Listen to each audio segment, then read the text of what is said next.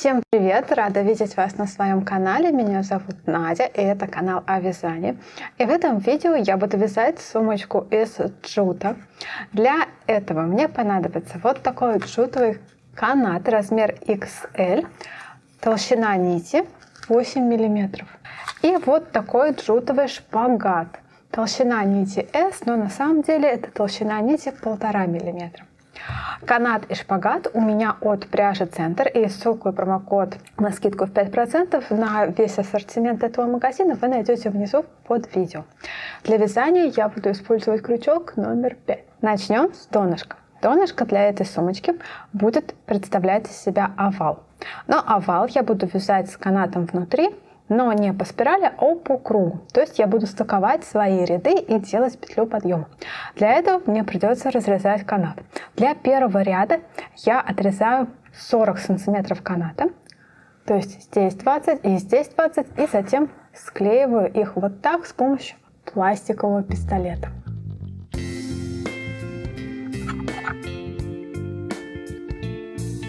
Для первого ряда беру 2 нити шпагата и начинаю делать цепочку из воздушных петель.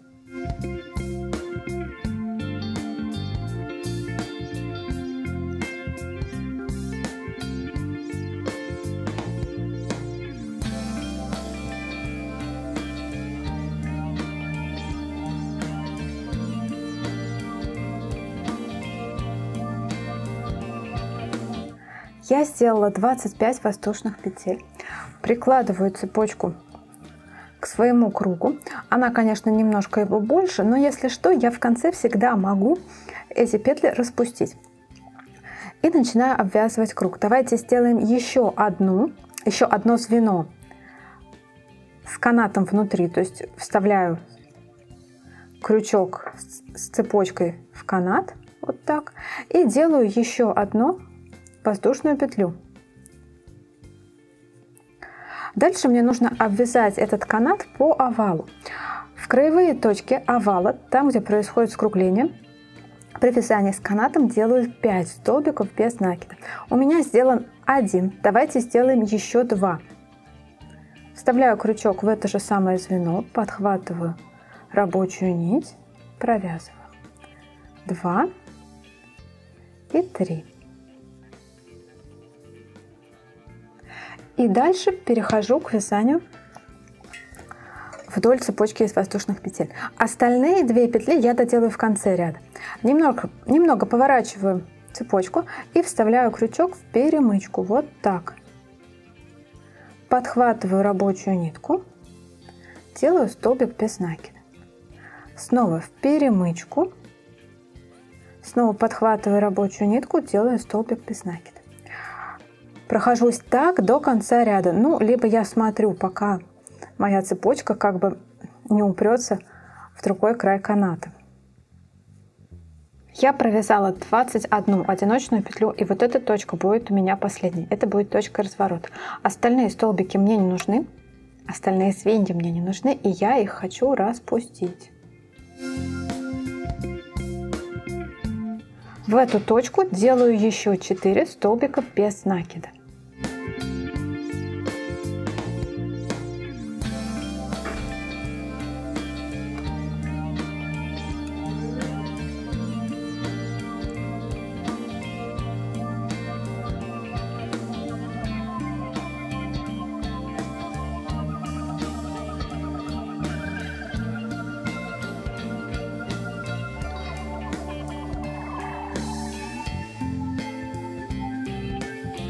Теперь обвязываю эту цепочку в противоположном направлении, вставляю крючок точно туда, откуда выходят галочки в предыдущем направлении. Этих одиночных галочек у меня тоже будет 20. Дошла я до конца ряда и в последнюю точку делаю 2 оставшиеся петли для скругления.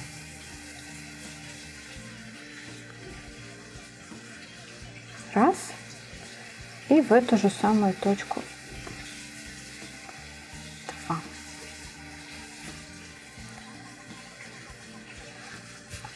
Дальше столбики аккуратно расправляю по полотну.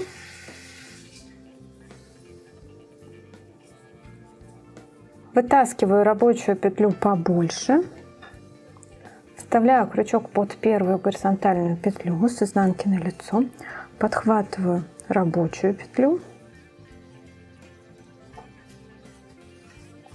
и вставляю изделие в эту петлю.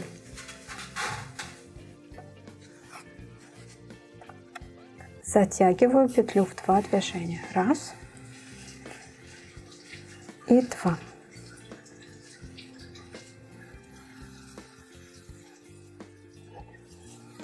Первый ряд на этом готов. Перехожу к вязанию второго ряда, прикладываю свой канат ко второму ряду.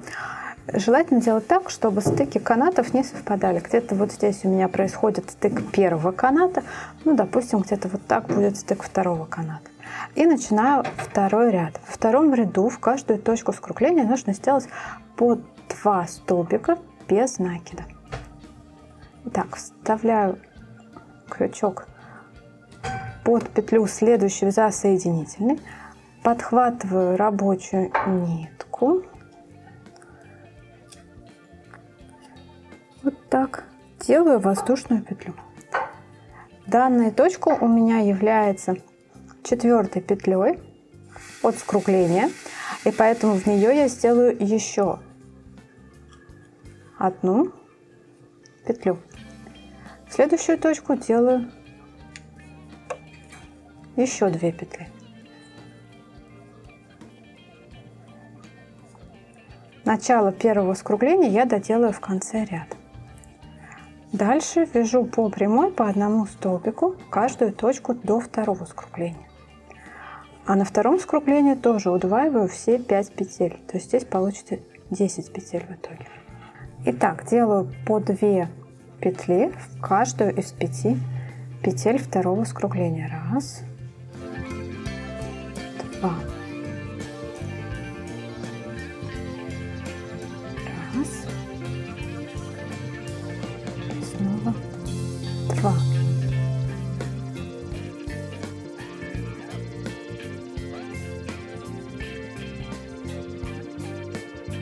1. И снова 2.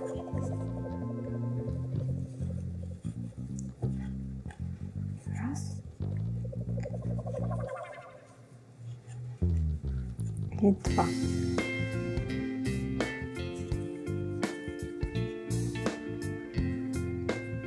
Раз. 2. Дальше снова прямая часть. Это снова 20 петель до второго скругления. Во втором ряду канат тоже нужно склеить в кольцо. Когда я подхожу к краю каната, я как бы их соединяю, примеряюсь и здесь обрезаю. Склеиваю кончики все так же с помощью пластикового клея.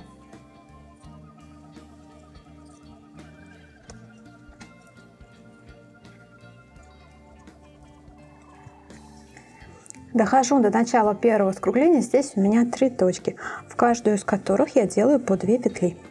1,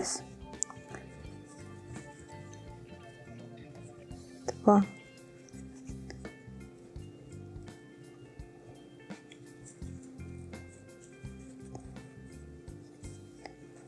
1.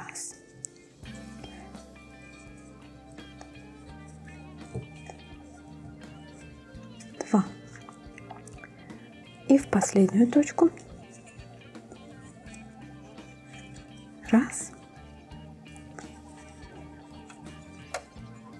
И 2. Снова вытаскиваю петлю побольше и снова делаю соединение ряда. Вставляю под первую горизонтальную петлю, подхватываю рабочую петлю,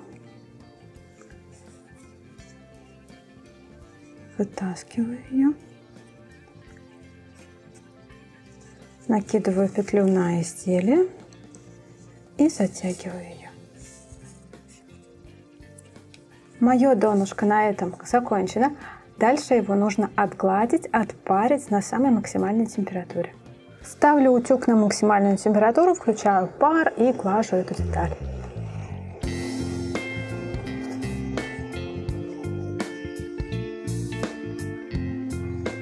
Ввязываю донышко по периметру с соединительными петлями.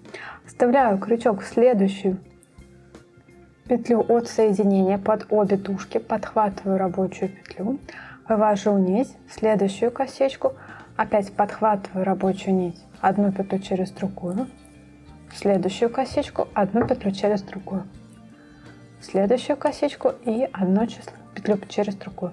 Прохожусь так по периметру своего изделия. Предпоследняя соединительная петля. Вытаскиваю нить, обрезаю, завожу крючок под первую соединительную петлю вот так, подхватываю рабочую нитку и дальше вывожу эту нить на изнанку. То есть вставляю крючок насквозь через полотно в последнюю соединительную петлю, подхватываю нитку и вывожу ее. Затем я ее просто ввяжу в следующих рядах в изделие. Размер моего донышка получился приблизительно 23 сантиметра и ширину где-то 6 сантиметров. Дальше я буду формировать стеночки. И стеночки я не хочу начинать из той же точки, где у меня начиналось донышко. Я выберу какую-либо произвольную точку, снова беру канат, беру шпагат в 2 нити и крючок номер 5. Кладу канат, вставляю крючок в кромочную косу, в кромочную косичку и под перемычку, вот так. Подхватываю рабочую нитку, делаю воздушную петлю подъема. Здесь просто в каждую точку вяжу по одному столбику. В косичку, в перемычку, здесь, возможно, плохо видно. Я сама не вижу, куда я вставляю крючок, если честно. Хвостик тоже прокладываю внутри. Просто джут — это не самая наглядная пряжа. Это не трикотажка. Косичку в перемычку. Я надеюсь, что все уже знают, куда здесь можно вставить крючок. В общем, прохожусь так по периметру. Ввязываю свой канат в первый ряд своей сумочки. Снова равняю канат в круг и обрезаю его. И склеиваю с помощью пистолета.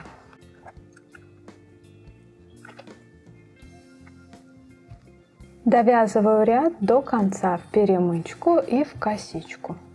Первую и последнюю петлю этого ряда я смыкаю с помощью своего узелкового метода. Вытаскиваю петлю побольше, завожу крючок с изнанки на лицо под первую горизонтальную петлю, подхватываю рабочую петлю, вывожу ее наизнанку и вставляю изделие в эту петлю. Затягиваю узелочек в 2 движения.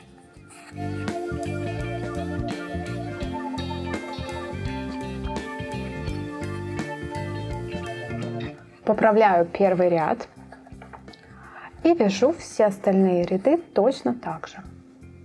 Снова беру канат, прикладываю его к первому ряду. Для формирования второго ряда вставляю крючок на шаг вперед от соединения, то есть вот сюда.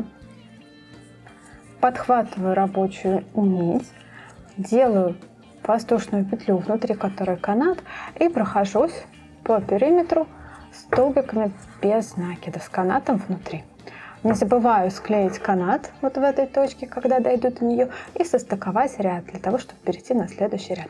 И вяжу такими кольцами на нужный размер сумочки. Провязала я 11 рядов кольцами в высоту, и на этом мой первый моток джутового шпагата у меня закончился. Сумочка моя на этом тоже закончена. Обрезаю нить и стыкую первый ряд, конец с началом. Вставляю крючок под первую горизонтальную петлю, подхватываю рабочую нитку, вывожу ее наизнанку и завожу вот так наизнанку целиком и завожу крючок в последний столбик, в ножку и в шапочку.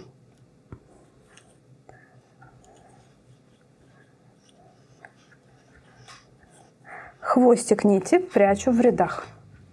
Для клапана просто сгибаю основу для сумочки пополам и отсчитываю от краевой петли 4 петли, вешаю 1 маркер.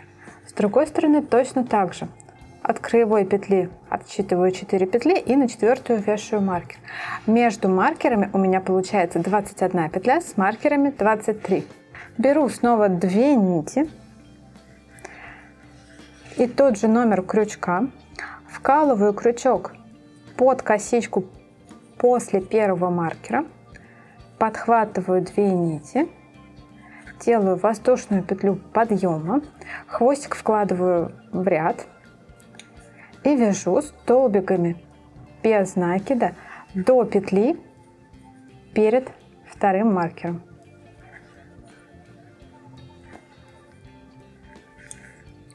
Останавливаюсь в точке перед вторым маркером, делаю воздушную петлю подъема, разворачиваюсь. Первый столбик я пропускаю, в него сделана петля подъема. Во второй столбик в раскол с изнаночной стороны. Вот так. Вставляю крючок, подхватываю рабочую нитку, вяжу столбиками в раскол по изнанке. Снова в раскол. То есть с изнанки я вставляю в раскол крючок. И с лица моя нить тоже выходит в раскол. Такой узор называется, насколько я знаю, русская вязка. Именно так его можно нагуглить в интернете. Он чуть плотнее, чем сами столбики без накидов. Ну и чуть-чуть отличается от них внешне. В общем, вяжу в раскол до конца ряда. Последнюю петлю в ряду тоже не забываю провязать в раскол. Всего петель в каждом ряду у меня 21, включая первую воздушную петлю. Я слежу за тем, чтобы число петель не изменялось, это важно. Разворачиваюсь, делаю петлю подъема на следующий ряд и так продолжаю вязать русской вязкой, снова в раскол с изнаночной стороны. Здесь немножко сложно вколоть крючок, он у меня немножко толстоват. Вяжу на нужную высоту клапана по 21 петле в раскол туда-сюда, включая первую воздушную. Для клапана в высоту я связала 18 рядов. Дальше нить просто обрезаю. Клапан нужно отпарить, отгладить хорошенечко на максимальной температуре. И я проложу еще один отделочный ряд по периметру клапана. Для этого ряда мне снова потребуется канат. Подрезаю канат снова лесенкой.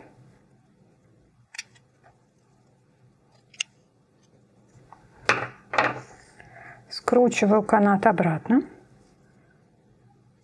Итак, вставляю крючок в точку основы перед началом клапана. Подхватываю рабочую нитку, делаю воздушную петлю. Дальше вот в этот уголочек делаю столбик без накида, хвостик прокладываю внутри.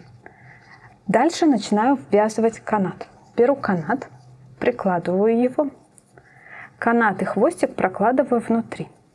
И прохожусь по правому краю клапана столбиками без накида.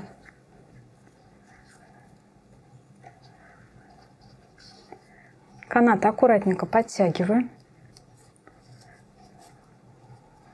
так, чтобы он не выскочил, но при этом не создавал лишней толщины.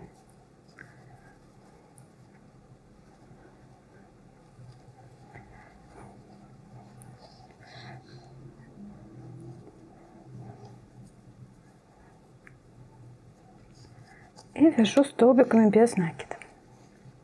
За каждый ряд я вставляю крючок за первую петлю или за последнюю петлю каждого ряда. И прохожусь так до угла.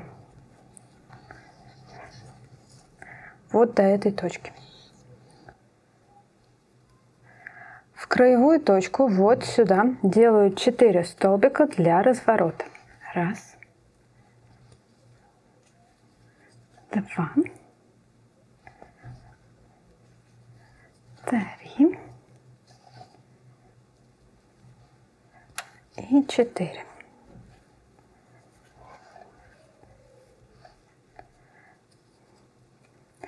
Дальше продолжаю обвязку по верху клапана. Вот эту петельку, из которой выходит хвостик, я пропущу. Хвостик тоже вяжу в ряд. Сразу вставляю крючок в следующую петлю и вяжу по одному столбику без накида в каждую точку до следующего угла. В конце прямой части делаю последний столбик в последнюю косичку. Поворачиваю и вот в эту точку делаю 4 столбика для поворота. Раз, два, три,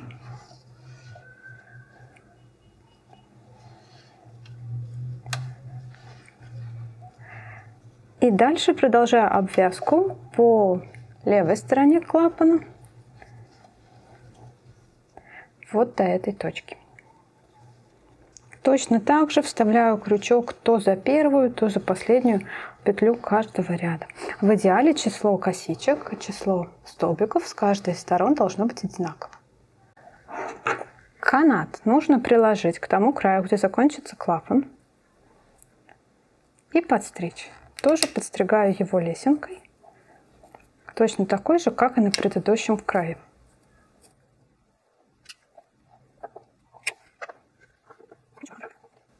И продолжаю вязание вот до этой точки.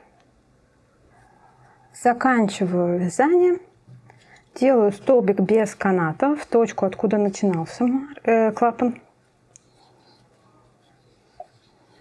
Хвостики каната я подстригу аккуратненько по завершению вязания.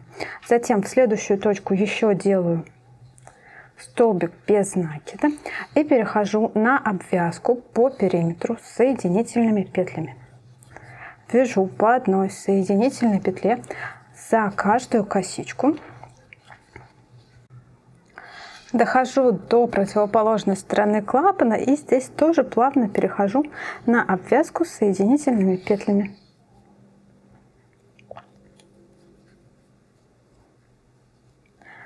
По краю клапана.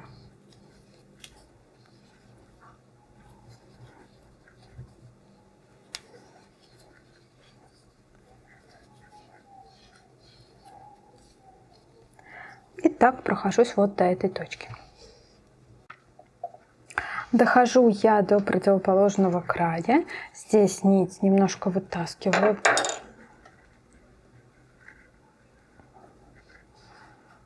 Обрезаю. И смыкаю ряд бесшовно с помощью протяжки. Вставляю крючок под первую соединительную петлю. Подхватываю рабочую нитку. И еще с изнаночной стороны тоже вставляю крючок. Так. Вот так с изнанки на лицо в последнюю соединительную петлю. Подхватываю рабочую нитку. Дальше нить эту я просто спрячу в рядах. А вот эти кончики торчащего каната нужно подстричь аккуратно с обеих сторон под корень.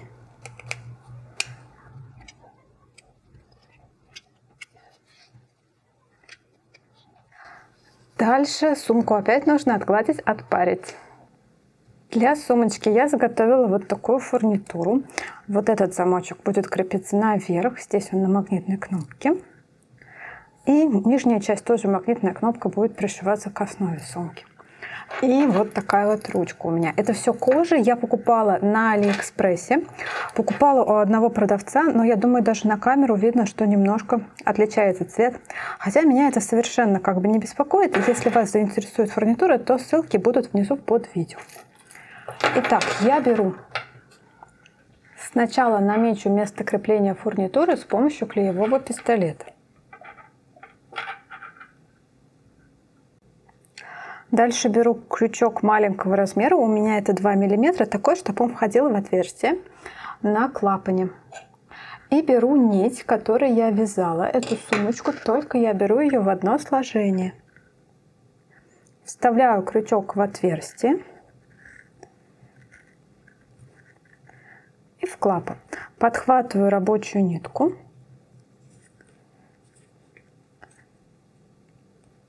и протаскиваю.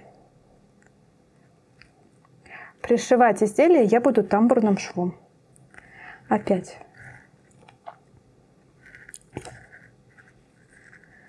подхватываю рабочую нитку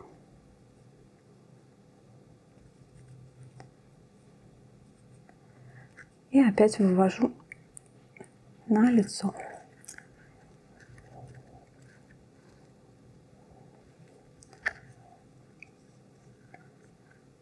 В следующую точку.